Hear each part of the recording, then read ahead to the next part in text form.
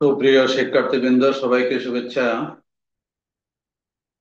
HSC ভূগোল প্রথম পত্র,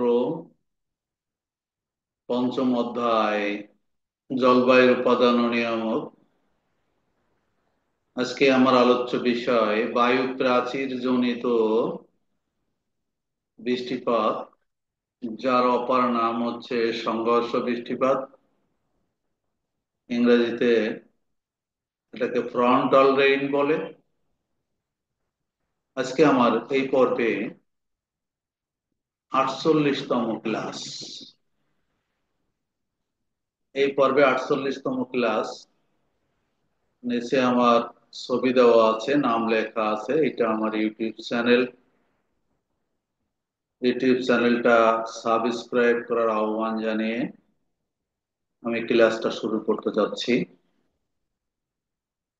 এই চ্যাপ্টারে এমন কোনো প্রশ্ন নাই যা আমি আলোচনা করি নাই।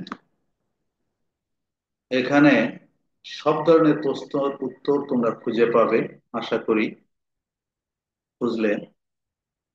যাই হোক, সবাইকে আমার এই চ্যানেলটা সাবস্ক্রাইব করার আহ্বান জানিয়ে ক্লাসটা শুরু করি। প্রথমে আমরা বায়ু প্রাচীর জনিত বা ফ্রন্টাল রেইন কাকে বলে সেটা সম্পর্কে একটু আলোচনায় আসি।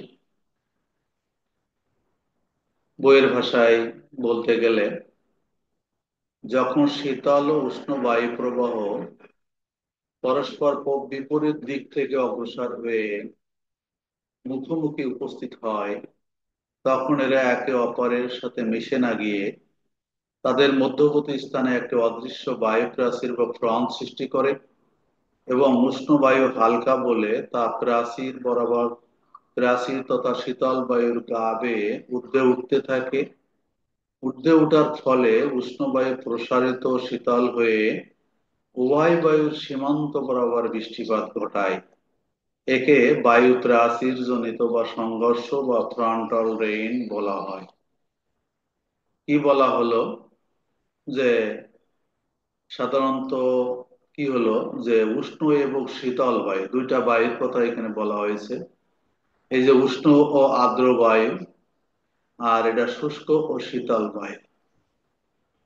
আমরা জানি সাধারণত উষ্ণ আর্দ্র বায়ু শুষ্ক ও শীতল বায়ু অপেক্ষা হালকা, এবং এই উষ্ণ ও আর্দ্র বায়ু শীতল এবং শুষ্ক বায়ু উপরের দিকে উঠে যায়।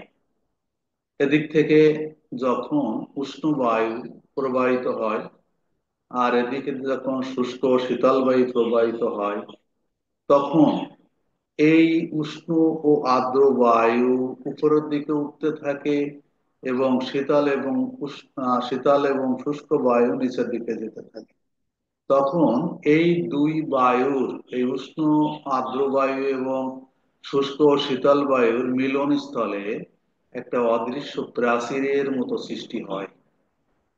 এই প্রাচীরের সংযোগ স্থলে যখন সংঘর্ষ হয় উষ্ণ বায়ু এবং শীতল বায়ু, তখন এখানে মেঘ হয়ে যে বৃষ্টিপাত ঘটায় তাকেই আমরা সংঘর্ষ বা বায়ু প্রাচীর জনিত বৃষ্টিপাত বলে থাকি। এই উপরেও একটা চিত্র দেওয়া আছে। উপরে চিত্রটা অবশ্যই একটু এর বিপরীতে, উষ্ণ বায়ু এপাশ থেকে উপরে উঠছে, আর শীতল বায়ু ফ্রন্ট এদিকে নিচের দিকে প্রবেশ করছে। এই দুই বায়ুর সংঘর্ষ স্থলে দুই বায়ুর যে প্রাচীর সৃষ্টি হয়েছে, এই প্রাচীর স্থলে কি হয়েছে, মেঘ হয়েছে, এবং এর চলে বৃষ্টিপাত ঘটাচ্ছে। এই বৃষ্টিপাতটাকেই ফ্রন্টাল রেইন বলা হয়ে থাকে।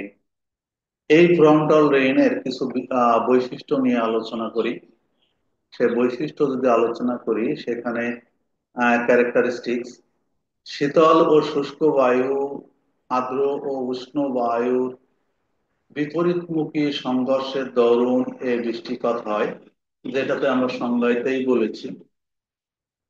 উভয় বায়ুর সংযোগ স্থলে বৃষ্টিপাত ঘটে থাকে। এই যে উষ্ণ বায়ু এবং শীতল বায়ুর সংযোগ স্থলেই বৃষ্টিপাত ঘটে থাকে। সাধারণত শীতকালে বৃষ্টিপাত হয়ে থাকে। এই কথাগুলো মনে রাখা দরকার। ভারতীয় উপমহাদেশে কোথাও কোথাও গ্রীষ্মকালে বৃষ্টিপাত হয়ে থাকে। বৃষ্টিপাতের ধারা হালকা গুঁড়ি গুঁড়ি আকারে, একটানা কয়েকদিন ধীরে ধীরে বৃষ্টিপাত হয়ে থাকে। তাহলে আমরা এখানে মূলত ছয়টা বৈশিষ্ট্য উল্লেখ করেছি। এরকম পাঁচ ছয়টা বৈশিষ্ট্য উল্লেখ করলেই হবে। আর এই বায়ু প্রাচীর জনিত বৃষ্টিপাত বা সংঘর্ষ বৃষ্টিপাত অত্যন্ত গুরুত্বপূর্ণ একটা প্রশ্ন। তো যাই হোক, এবার আমরা অঞ্চল সমূহ বা প্রভাবিত অঞ্চল কোন কোন অঞ্চলে এই জলবায়ু পৃথিবীর ঘটে থাকে সেটা একটু আলোচনা করি। এখানে স্থলভাগের ভিত্তিতে বিশেষত শীতকালে উত্তর গোলার্ধে 35 থেকে 65 ডিগ্রি অক্ষাংশে অবস্থিত অঞ্চল সমূহে এই ধরনের বৃষ্টিপাত হয়ে থাকে। এটা একটা পৃথিবীর মানচিত্র দেওয়া আছে। এই যে, এটা ইকুয়েটার, নিরক্ষরেখা। এই নিরক্ষরেখা থেকে কি বলা হচ্ছে, 30 থেকে 65 ডিগ্রি। এই 30 থেকে বিশেষ করে এখান থেকে কর্কটক্রান্তি রেখা যদি হয়, এখান থেকে 30 থেকে 65 ডিগ্রি, এই অঞ্চলটায়, এই অঞ্চলটা উত্তর অক্ষাংশে এই ধরনের বৃষ্টিপাত বেশি হয়ে থাকে। তা অর্থাৎ উত্তর গোলার্ধে এই 35 থেকে 65 ডিগ্রি অক্ষাংশের মধ্যে এই ফ্রন্টাল রেইন গুলো বেশি সংঘটিত হয়।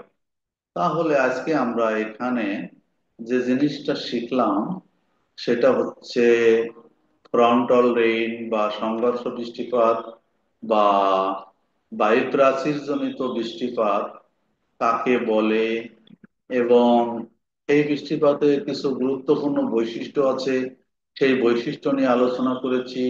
এবং কোন কোন অঞ্চলে এই বৃষ্টিপাত সংঘটিত হয় সেটা আলোচনা করেছি।